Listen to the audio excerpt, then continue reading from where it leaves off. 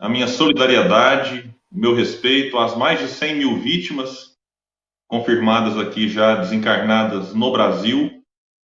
Minha solidariedade também aos seus familiares, a todos aqueles que de uma forma ou outra, né, sentem a dor da partida de uma maneira tão intensa, num intervalo de tempo tão curto como o que nós observamos não apenas no Brasil, mas no mundo todo.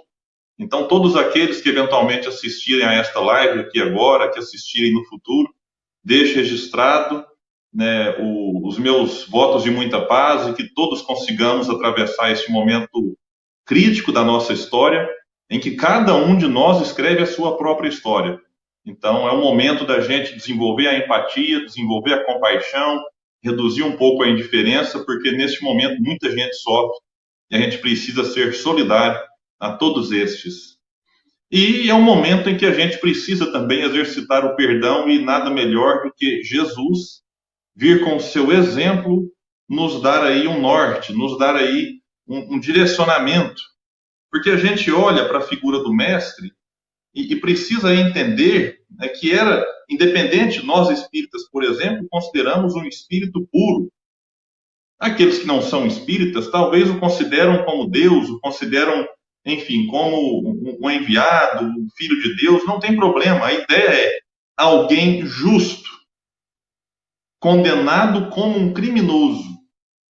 Não tinha do que ser acusado, né? Não era um criminoso do ponto de vista de quem apenas praticou o amor, mas, segundo aqueles que o condenavam, sim, um criminoso. E do alto da cruz ele simplesmente deixa esta lição do perdão. Há uma discussão entre os estudiosos do Evangelho de qual seria o momento mais marcante de toda a passagem do Mestre pela Terra. E há aqueles que defendem que este tenha sido o momento, porque é como se fosse ali a sua última lição, talvez uma das suas últimas lições, como que é nos deixar o convite para que prestássemos atenção na necessidade que temos de perdoar uns aos outros. E ao longo de todo o Evangelho, nós vamos observar que os seus discípulos, tudo bem que não compreenderam de imediato essa necessidade, vários deles tiveram momentos de oscilação, vários deles passaram por provações em que não foram tão bem assim, vários deles tiveram momentos de impulso, mas ao longo da trajetória, aqueles cristãos foram compreendendo a necessidade de perdoar, a necessidade de compreender que no mundo de provas e expiação como o nosso, não dá para esperar do outro apenas atitudes assertivas, apenas atitudes corretas para conosco e para com o coletivo. Então, é necessário com que nós, 2000 anos depois, compreendemos, como diz muito bem o tema da nossa live, que o perdão tem um poder libertador. Eu não preciso concordar com os erros alheios. Eu posso, e na verdade até devo em muitos momentos, discordar, até de certo ponto se ver revestido de uma indignação, de uma inconformidade, mas eu não posso carregar comigo mágoa, ressentimento, ódio, rancor, algum tipo de sentimento que, na verdade, vai fazer mal inicialmente para aquele que o sente. E quando se fala do alo-perdão, do perdão direcionado ao outro, que é diferente do auto-perdão, aí a gente precisa trazer inicialmente essa questão do perdão para dentro da família, para dentro de casa. Porque na medida em que eu mais convivo com alguém, mais necessidade eu vou ter de ser perdoado, né, ou de perdoar. E nesse assunto evangelho, família, dá para a gente relacionar, aproveitando a contribuição maravilhosa que Humberto de Campos nos deixa no seu livro Boa Nova, para trazer o exemplo de Joana de Cusa. Alguém que tinha dentro do lar, no seu próprio ambiente doméstico, um marido que tinha diferenças, que vivia ali entre conflitos de ordem religiosa, pelo que Humberto de Campos nos aponta. E aqui a gente não vai entrar nos detalhes desta passagem e da convivência de Joana com o marido, até porque é um capítulo belíssimo, que eu já deixo aqui o convite para que quem quiser acesse, estude, reflita, que é no capítulo 15 do Boa Nova, intitulado Joana de Cusa. Mas lá Joana, então, externa as suas angústias, abre o seu coração para Jesus. E Jesus, quando percebe tudo aquilo que permeava ali a sua mente, a sua fala, ele não recomenda para Joana, diante daquelas divergências, que ela abandonasse o matrimônio, que ela simplesmente abandonasse o marido. Jesus lhe dá várias orientações, a fim de fortalecê-la na convivência.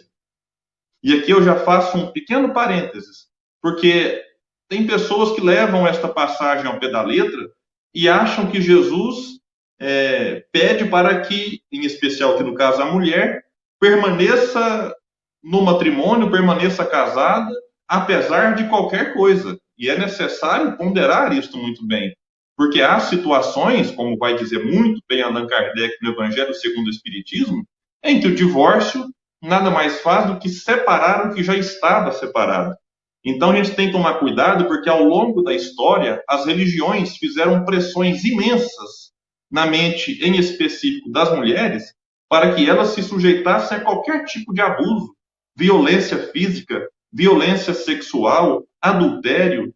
E aí nós observamos lares sendo construídos de uma maneira desequilibrada pela falta do amor, mas num casamento apenas de fachada, digamos assim. Então é necessário ponderar que a dificuldade de Joana com o marido era simplesmente uma questão religiosa, uma divergência. Ela cristã. O marido, ora se contentava nos cultos pagãos, ora nos cultos judaicos, mas não nos cultos cristãos, não ali junto de Jesus. E Jesus vai dar várias orientações para Joana. Repito, um capítulo belíssimo que vale a pena refletir e meditar a respeito. Mas tem um ponto que eu queria trazer aqui para a reflexão de todos, que é quando Humberto de Campos destaca que Joana, ela retorna para o seu lar e ela fez vários movimentos. Mas um deles me chamou muito a atenção. Ela procurou esquecer todas as características inferiores do companheiro para observar somente o que possuía ele de bom. Esta é uma dica importante porque na relação conjugal, na relação familiar, pais e filhos, filhos com os pais, sogra, cunhado, a gente tem uma tendência a ficar muito focado no problema do outro e até ficar comentando isso de maneira negativa, sem tirar nenhum proveito daqueles comentários. E Joana passou a fazer o seguinte, a observar o que o companheiro tinha de bom. Que sempre o outro tem algo para ser valorizado. Mas quando a gente foca no problema, a gente vai adoecendo a relação e vai encontrando mais dificuldades ainda para exercer o perdão em relação ao outro.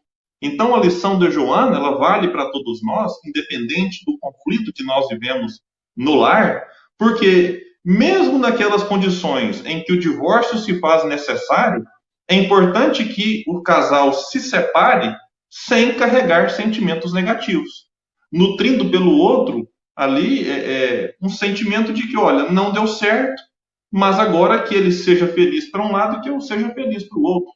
Que são casais maduros que fazem esse movimento e saem da relação, mesmo que deixando em si algum trauma ou um trauma nos filhos, mas eles saem, de certa forma, maduros para novos relacionamentos. Enquanto aqueles que saem imaturos, eles vão acabar atraindo pessoas semelhantes às anteriores, pessoas que precisam ainda lhes ensinar algo. Então, o perdão, ele é libertador, seja para aquele que permanece na relação, ou seja para aquele que decidiu não mais continuar casado, não mais continuar com aquele que antes, eventualmente, não lhe fazia bem. Então, o perdão, estando na relação conjugal, ou abdicando dela e partindo para novas relações, ele é essencial. O perdão não implica em concordância. Eu posso discordar do ato do outro. Olha, eu não concordo com a violência que você fez comigo. Eu não concordo com a traição que você executou. Então eu decido não mais manter o relacionamento. Mas eu não vou carregar mágoa. É difícil? Muito difícil, acredito. Mas é necessário. Há muitos exemplos de pessoas que conseguiram Se essas pessoas conseguiram, é um indicativo de que elas não são privilegiadas por ter esse tipo de sentimento. É necessário, então, trabalhar, aprimorar os sentimentos pelo benefício do próprio indivíduo. O outro, aquele que errou, seja pela violência, pela traição ou por outro motivo, ele terá que se acertar com a própria consciência. Mas aquele que foi violentado, traído, merece, na condição de correto na relação, na condição de justo, como Jesus era, trabalhar a questão do perdão para o seu próprio bem. Então, Jesus vem nos trazer várias e várias lições. Esta é uma delas, de que alguém agindo corretamente, apenas amando, é colocado na condição de criminoso e ainda assim demonstra que ninguém conseguirá chegar à condição de espírito puro. Ninguém conseguirá adentrar os mundos celestes carregando consigo mágoa, ódio, rancor.